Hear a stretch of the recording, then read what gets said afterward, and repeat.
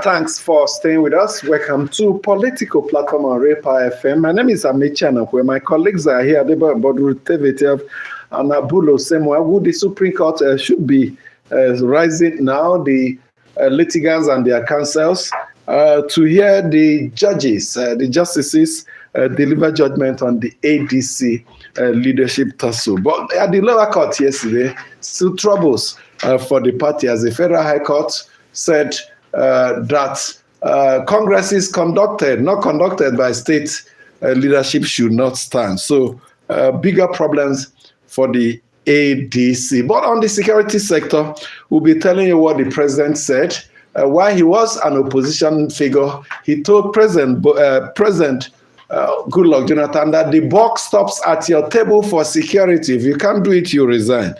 But to that, the president is saying his opponents are trying to use the worsening security to get rid of him in office. Is he implying that it's politically motivated?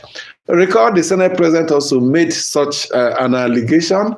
Is that what the president is saying? But gentlemen, let's start from in Delta State, where an incident has sent cold jitters down the spine of citizens. You also saw the video. A young man that was trying to send, or is it receive, a parcel containing a pistol and some ammunition was arrested. The police came and shot him dead right there at the logistics center. For me, there's what you call cold-blooded murder. That's what the ASP that has now been dismissed from the police as announced by the Inspector General of Police. That what he did was cold-blooded murder. Killing a defenseless person, presumed innocent, defenseless, look at him straight at his eyes and still kill him. Now, not everybody can do it.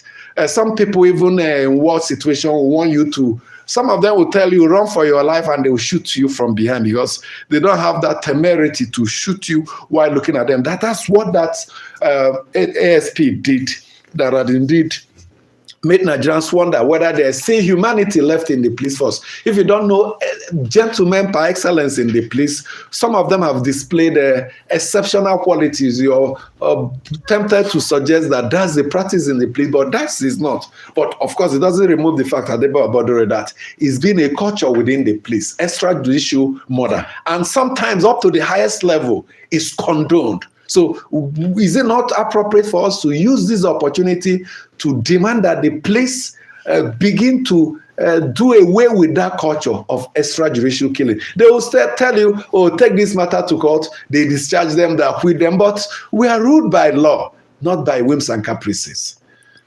Amici, let me commend the new Inspector General of Police, Tunde Disu, for the promptness with which he took his decision. That is the way it should be.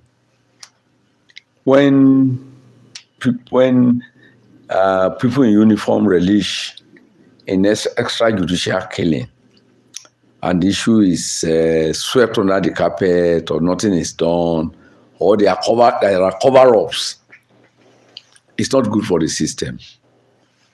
It's the soul, one soul of a citizen is very, very important to the nation. And these are incidences that have been happening. It's not the first time, that is happening. But when he took over, that's why I'm commending him today. When he took over, he said the citizens' right, the citizens' fundamental right will be respected. I think that, to me, clearly, if it's fully implemented, it means it's a new day in the Nigerian police. Amici, good morning. It's really emotional for the Balogun, the way he has spoken. This is not a case of happy trigger police officer. It's a case of outright murder and gunning down a young 28-year-old young man who has a bright future. But that aside, what is the underground information about the relationship between that police officer and that young man? Do we have any information? I remember many years ago, I was told somewhere, part of Nigeria, where a divisional police officer was posted, and when he got there, and every suspect they arrested for armed robbery, he takes them into the forest and gunned them down. Why? Because he said when he was serving in one division, armed robbers came to his house and murdered his wife and murdered his child. So that trauma, that pain, gets him angry each time he hears suspects are brought to the station for robbery. At times, the suspect, they'll say they're transferring them to the state command, and they'll disappear in between because he's angry, and he was called to order, and they performed psychological discipline on him. What really happened? What's the history? Let's go deeper. Let there be investigation. Did the police officer know something that we don't know about the young man? Are there information that he had about the young man? And the person you described that the young man was trying to receive, he has a right to receive person, but does he have the license to carry that what he was receiving? So there are questions begging for answers. What the police officer has done is wrong. People are angry, and we beg that people don't take laws into their hands. Let the law take its full course. Michi, you see, Delta in particular is notorious. Yes, is an issue, is a state of concern when it comes to issues like this. You didn't have particular. No, I don't want anybody to come after me. Particular concern. So is this a state of particular concern? No, it's a state of concern. Because the NSAS protest. That was where I was headed. It started from Delta. From Delta. Exactly, that's where I was headed. That it was these extrajudicial killings. Yes, we always talk about intelligence, which is what the police successfully got from the reports that we hear. They have their pointmen or people that gather, give them information. So somebody at the park where the young man went to send the pistol, inform the police that look, there's somebody here who has a firearm and all of that. So they're now mobilized, and on getting there, instead of arresting, when you shoot, for instance, when the person is armed, resist arrest or wants to shoot at you and all of that, in self-defense, at that. So I don't know the position at that material point in time. I'm sure by the time those people gave the police the information and all of that, most probably they would have been in possession of that firearm, because the man may argue that he was still holding the pistol. No, he wasn't. Yeah, that's what I'm saying. Did you see the video? Yeah. So the victim, the victim was handcuffed. Yes. Was sitting on the ground, exactly, begging for his life. And they tried to shoot him. The magazine, the bullet didn't leave the magazine to go into the cartridge. And the policeman had to manually retrieve one bullet from the magazine, loaded it manually, and now release the shot. So it's a very clear. The truth of the matter is, I've seen people have shared a lot of that, but for the sake of my peace, I don't usually view some of these things, so that because we were there in 2009 when Boko Haram started in Bauchi. I saw the shooting, I saw the blood, and all of that. Since then, I've withdrawn from seeing most of this stuff. So it's a clear case, as well. So Delta is a particular place of concern. I hope the authorities. Thank God you have introduced the particular. I hope the authorities will, and it's good that the police acted swiftly in this way and manner to give people some form of confidence. But that incident is just one. It's not isolated. It's not isolated. It's just one out of many, several, cases. A number of them unreported. This one, for instance, we're hearing about it because most probably people were recording, and all of that. There was others were recording. That's how he got out. But others. If they had taken him away to their station, on the road to the station, like anything could have happened. And we know what happens. That's why I said there is a culture, and the police cannot deny. If they deny, it to amount to self-denial. And the police must come to terms with the realities that there's a culture, though not prevailing. There are those that stick to the law, but that culture, that other culture that has read up his head, this is an opportunity for the police to dig deep, get to the root, and deal with the matter. Indeed, that is the way it should go. But I can also tell you that a lot of reforms have taken place in the police. I've had cause to deal with them in the last 1 month or thereabout, and a number of them, they will tell you in very clear terms for whatever issue, they will tell you the processes. Yes, police officer, the processes you should follow. Those days that you just go and arrest anybody, and they'll do anything they want to do and all of that.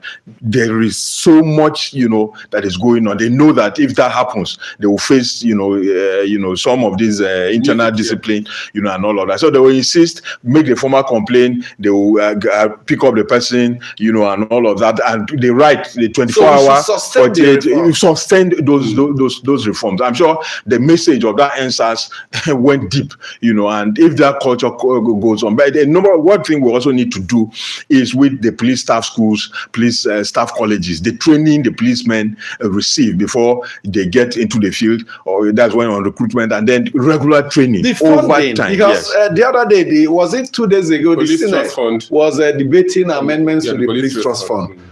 Go to police training schools. Then you understand the product that comes from it. Nigeria as a country has deliberately refused to fund the police. TV station did a documentary for the Ikeja training school. If you go to other training schools, you see what we are talking about. Anybody, any product from that place, it will take a miracle for the person to take a visit to the police barracks. So there's a huge responsibility on the Nigerian state to fund police, increase their welfare, make sure training and recruitment are done right, world-class standard, and hold them account to the money we give them. The president gave the National Economic Council marching orders, and they set up a committee chaired by the Enugu State Governor. They went around most of these police colleges and schools, and they turned in their report. And that's what we're seeing the president talk about police trust fund. The constitutional issue in that matter is separate. And then when you are expecting the states to also come up with state police, so it's a whole lot. If we're talking about the federal police behaving in this way and manner, we must also be prepared, put in the safeguards that we don't see such incidents with the state, because we've seen some of these vigilantes that states have created, what they deal with co-members in Anambra and in some of these places. We must. So as if there's this anger that they transfer to people. But let's talk about the president's statement. I'm driving there. The president said his opponents wants to use security to run him out of town. But he says, you're jokers. I did a campaign, perhaps borrowing, that's my own now, Obasanjo's words there. I don't want to be pessimistic. Amici, as long as insecurity persists in this scale, in this magnitude, the funding for police will suffer, because the largest funding goes to the military, who are after the insurgents. So until we solve this problem, which the president has thrown his cap to yesterday when he met with the Plateau State delegates, we will not get that funding the police needs. Quickly, before I react to the president's marching order, I want to beg the police to do a proper investigation of that officer. The dismissal is not enough. Like Tebe said, there are so many unreported cases. Has he been found wanting somewhere else before? Let the investigation be made public so that other officers will learn. Now, back to the president's marching order. We have asked here, what are the root causes of this North Central Wahala? What are the root causes of this Northwest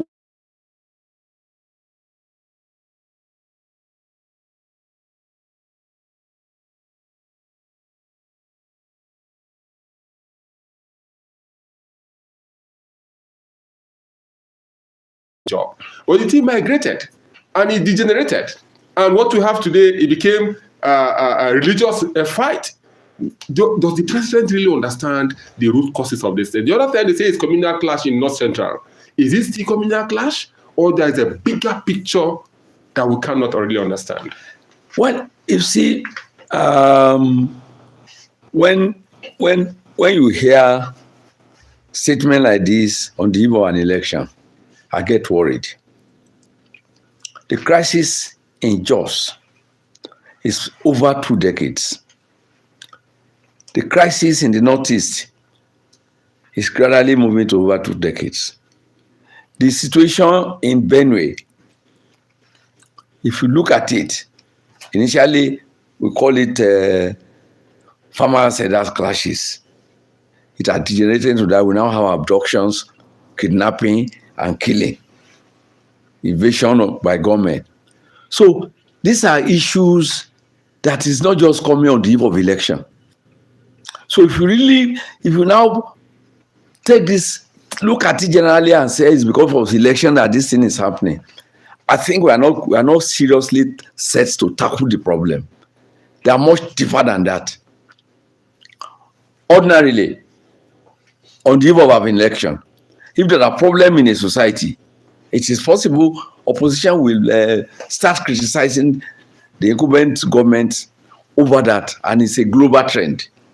But I think the issue of insecurity in Nigeria, which has unsettled peace in several parts of the country, that is spreading very fast, it's not an issue that we should be scratching on the surface.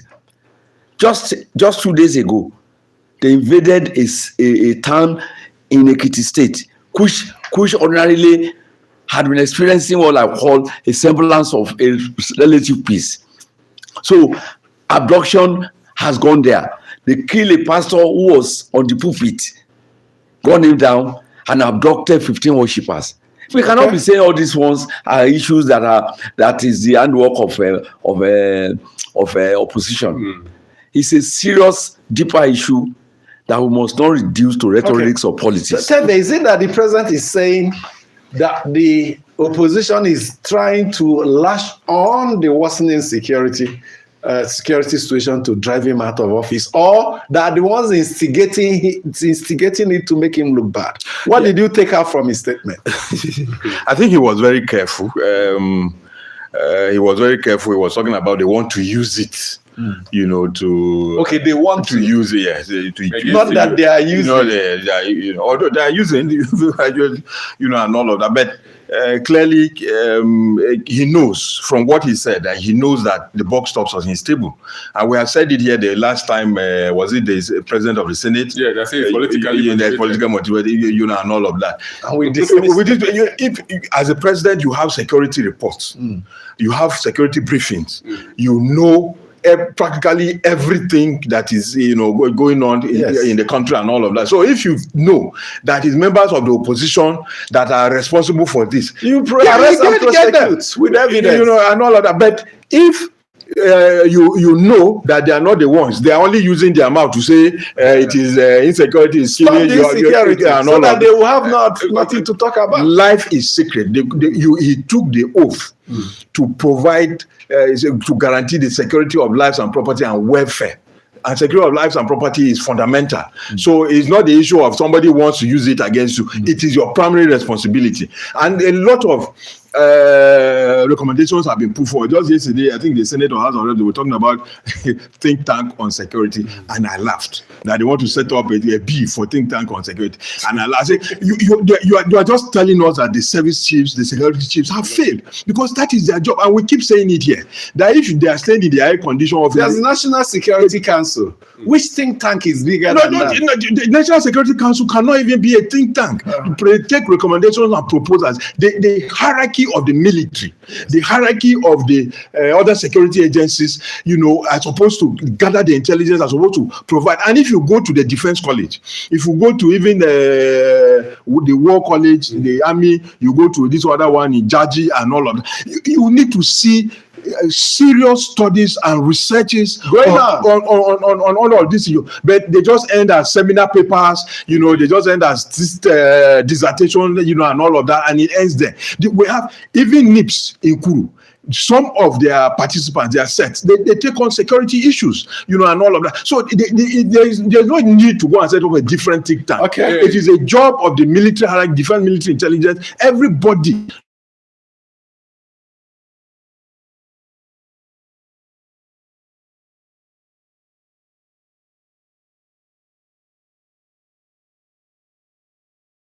My worry is that when you have lawmakers who wake up in the morning, and then when they get to the plenary sessions, and they are toying with the idea of creating bodies, I get worried. We have enough bodies in this country. The office of the National Security Advisor is well structured, well staffed, that they can provide solution to some of the security problems. We are not short of solutions. We are short of the will to implement them. And the buck stops on the table of the president. He has to summon the will to do that. As we welcome your views from the mails, this note coming in from Afam, he says, ASP Nuhu Usman and his team should tell Nigerians what they know about the pistol, because killing an armed suspect who was ready to spill the beans. Yes, he was saying, I will tell you everything, but they still went ahead to kill him. So he's insinuating that perhaps they didn't want him to talk. That's what Afam here is insinuating, but let's hear from you. All right. Good morning, Nigerians, and welcome to the mail segment on Political Platform. My name is Fumilayo Emopai. And my name is Onyemeche Adole. Our first mail this morning is coming from Emmanuel Nkama from Gowon Estate, Alimosho, Lagos.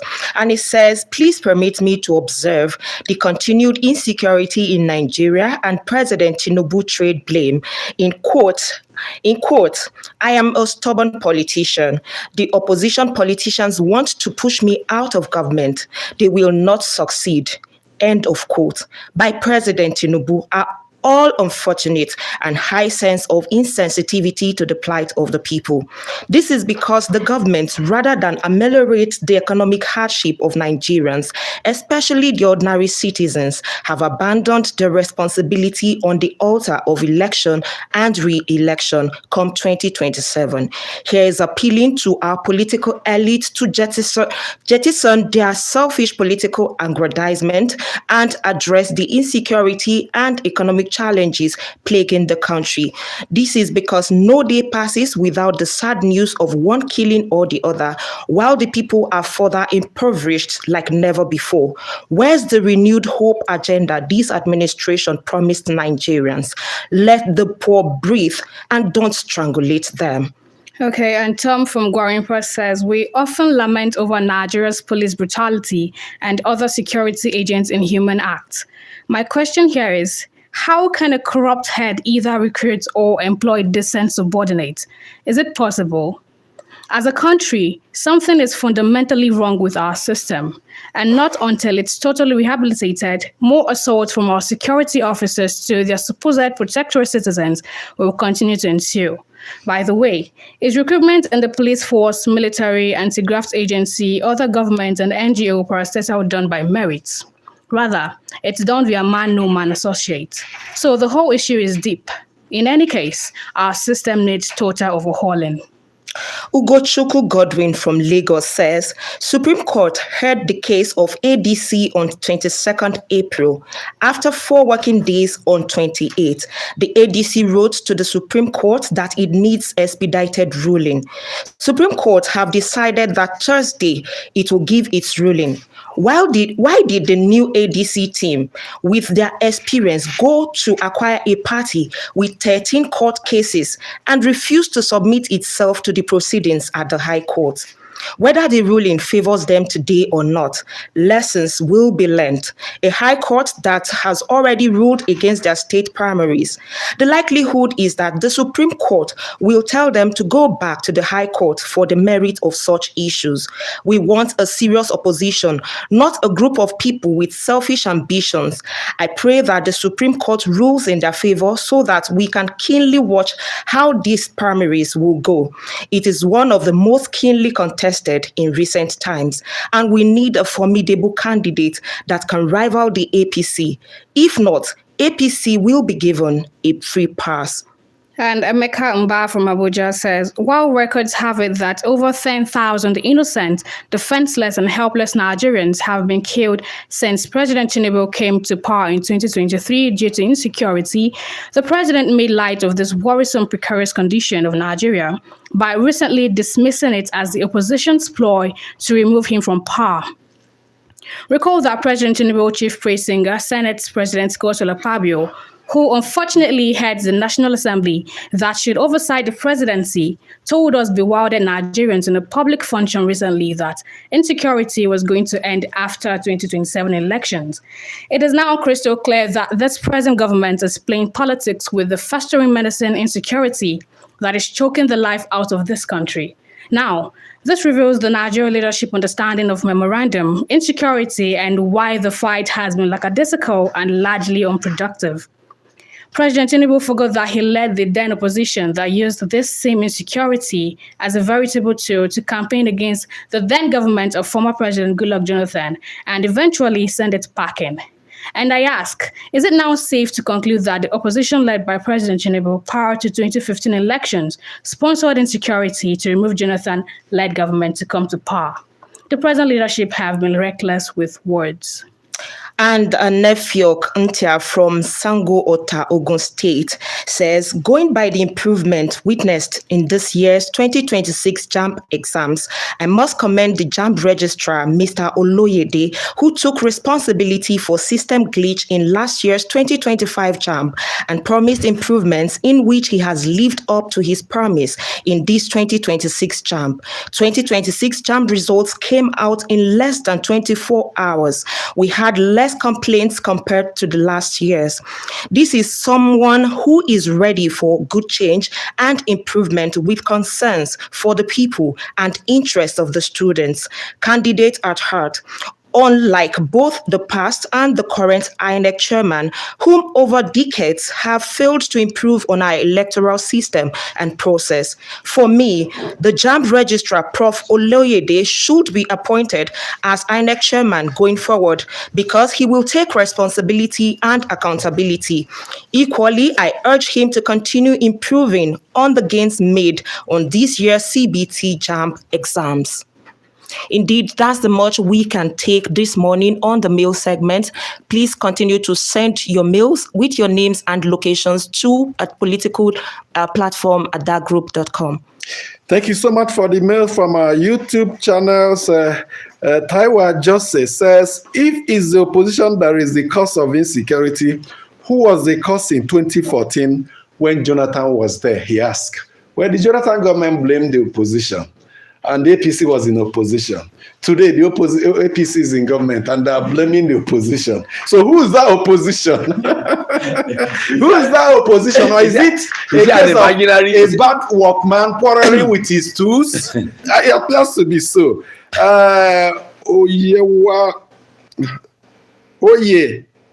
Wale Ojo says, for this government, we just keep talking and talking and talking and talking and talking without doing anything. Like we saw on the streets, you go explain, tire, no evidence.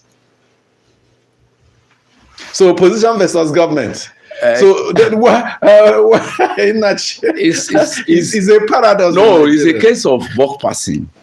Buck passing, and buck passing is one tool in politics, which I don't think is something that should be encouraged. People should warm up. Okay. Like that writer said, Oloyede came out, he wept, he gave an undertaking that it will never happen.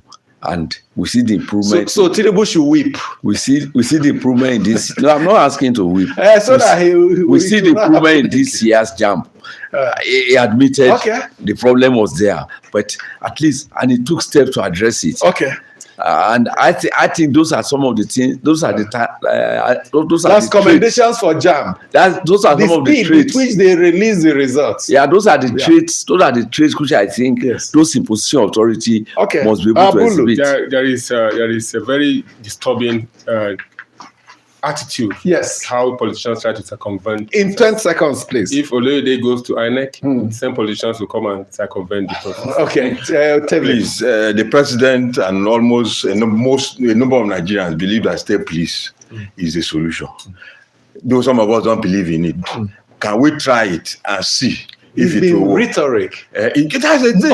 And then you are saying it's opposition. All of them mounting a step, please. And nothing practically nothing. A bill is before the National Assembly. Yes. The chairman, who should be pushing and doing this is blaming opposition. The president, who National Assembly, do it. but if he wants anything today, in 24 hours, it will be done. So if they have a solution, please let's work on it and see how we can guard the lives of Nigerians. So very is it that the opposition are part of the bandits terrorists?